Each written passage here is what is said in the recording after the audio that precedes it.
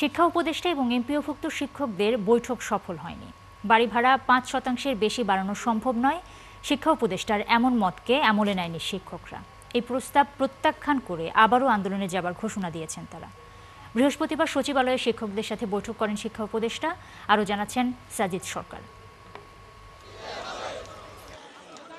কেন্দ্রীয় শহীদ মিনারে অবস্থান নেয়া এমপিওভুক্ত শিক্ষকদের প্রধান উপদেষ্টার বাসভবন অভিমুখে যাত্রার কর্মসূচি ছিল। তবে মন্ত্রণালয়ের ডাকে তাদের কয়েকজন প্রতিনিধি সচিবালয়ে যান। অন্যদিকে বাকিরা শহীদ মিনারে অবস্থান ধরে রাখেন। যেখানে একজন চতুর্থ শ্রেণীর কর্মচারীও ১,০০০ টাকা বাড়ি ভাড়া পাচ্ছে, একজন প্রিন্সিপাল সেও ১,০০০ টাকা বাড়ি ভাড়া পাচ্ছে।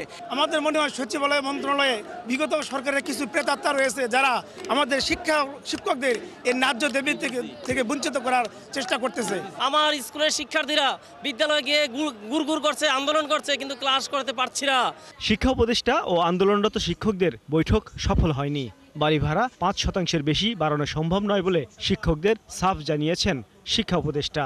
এই দৃঢ়তার সাথে তারা যদি জানুয়ারি ফেব্রুয়ারি মাসে তারা যদি করতেন এবং যে এক্সারসাইজ যেটা করা হয়েছিল হিসাব নিকাশ, সেটার প্রাথমিক যদি তারা আমাদেরকে দিতেন বা আমাদেরকে ওটা দাবি করার পর আমরা যদি সময় পেতাম, তাহলে অবশ্যই বাজেট নির্ধারণের আগেই আমরা তাদেরকে এটা দিতে পারতাম, কর্তৃপক্ষকে, ফাইন্যান্স মিনিস্ট্রিকে, এবং তখন হয়তো এর থেকে এখন আমরা যা পাচ্ছি তার থেকে বেশি আমরা পেতাম, কারণ যৌক্তিকতা তো অনস্বীকার্য।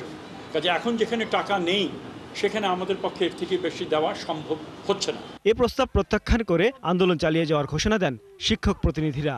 ১ দফা থেকে আবারও ৩ দফার দাবি জানান তারা। একটা আপনাকে করতে হবে, হয়তো দাবি মানতে হবে, না হলে ব্রাশ করে আমাদেরকে মেরে ফেলে দিতে হবে। আমাদের কোনো আপত্তি থাকবে না। আমরা ৬ লক্ষাধিক শিক্ষক পরিবারের সম্মানের জন্য, মর্যাদার জন্য, তাদের হক প্রতিষ্ঠার জন্য, তাদের অধিকার প্রতিষ্ঠার জন্য আমরা আমাদের জীবন এই জাতির জন্য বিলিয়ে দিতে আমরা প্রস্তুত আছি। এখনো শিক্ষকরা শহীদ মিনারে অবস্থান করছেন।